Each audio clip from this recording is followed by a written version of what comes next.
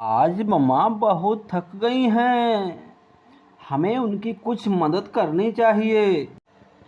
हाँ चिंकी बहन, मगर हम क्या करें ताकि मम्मा की मदद हो सके। हाँ याद आया, घर में भोजन कम होने के कारण मम्मा कुछ परेशान हैं। क्यों ना हम भोजन इकट्ठा करने में उनकी मदद करें। यही सोचकर वे दोनों घर से भोजन की तलाश में जंगल की तरफ चली जाती हैं। अरे चिंकी बहन, वो देखो कितने सुंदर फल दिखाई पड़ रहे हैं। हाँ मिंकी बहन, वह कोई बाग दिखाई पड़ रहा है। फिर दोनों बाग की तरफ चले जाते हैं। अरे चिंकी बहन, इस बाग में कितने सुंदर और रसीले आम हैं। चलो फिर हम आम तोड़ कर लाते हैं। अगर हम आम चुराते हुए पकड़े गए तो कालू कौआ हमारा मार मार कर थोबड़ा लाल कर देगा। मगर दीदी, कालू कौआ तो अभी सो रहा है ना, उसे कैसे पता चलेगा कि आम किसने चुराए हैं। फिर दोनों बहनें आपस में ठहाके मारकर हंसने लगीं।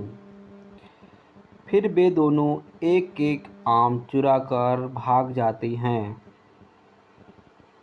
आज आज तो बहुत सो लिया। अरे मेरे आम कहाँ गए? लगता है कोई तोड़ कर ले गया। देखता हूँ उस चोर को, देखता हूँ आज कैसे आम चुरा के ले जाता है। मैं उस पेड़ के पीछे छुप जाता हूँ।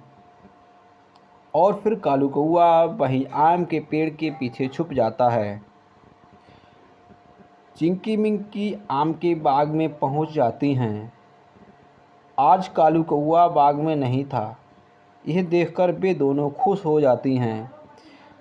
देखा दीदी, हमारी किस्मत कितनी अच्छी है। आज कालू कौआ भी कहीं दिखाई नहीं दे रहा।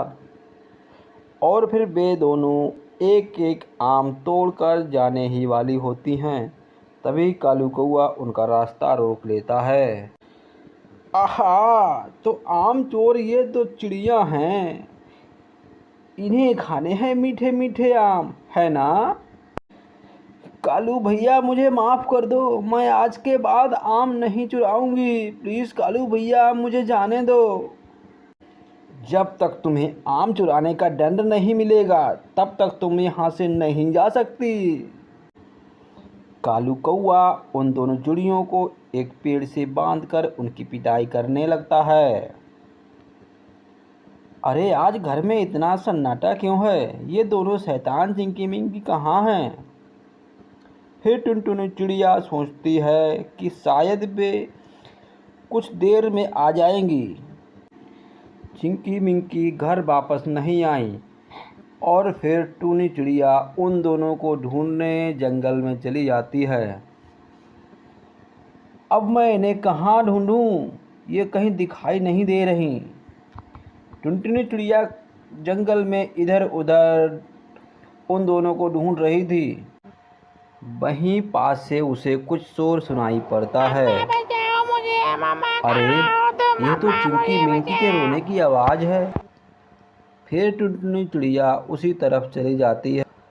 तुम दोनों की ये हालत किसने की? चिंकी मिंकी ने कुछ नहीं कहा। अरे टुनटुनी बहन, तुम यहाँ क्या कर रही हो? आज तुम्हें कितने सालों के बाद देखा है। कालू भैया, क्या तुमने मेरी चिंकी मिंकी को इस पेड़ से बांध कर रखा है? क्या ये दोनों आम चोर कहीं तुम्हारी? हाँ कालू भैया, ये मेरी ही बेटी चिंकी मिंकी हैं। मगर मैंने तो इन्हें चोरी करते हुए पकड़ा है। तुम तो एक अच्छी चिड़िया थी, है ना। हाँ कालू भैया, ये दोनों बहुत शैतान हैं, मेरा कहा बिल्कुल नहीं मानते। फिर कालू कौआ उन दोनों की रस्सियाँ खोल देता है। देखो बच्चों, चोरी करना बुरी बात होती है।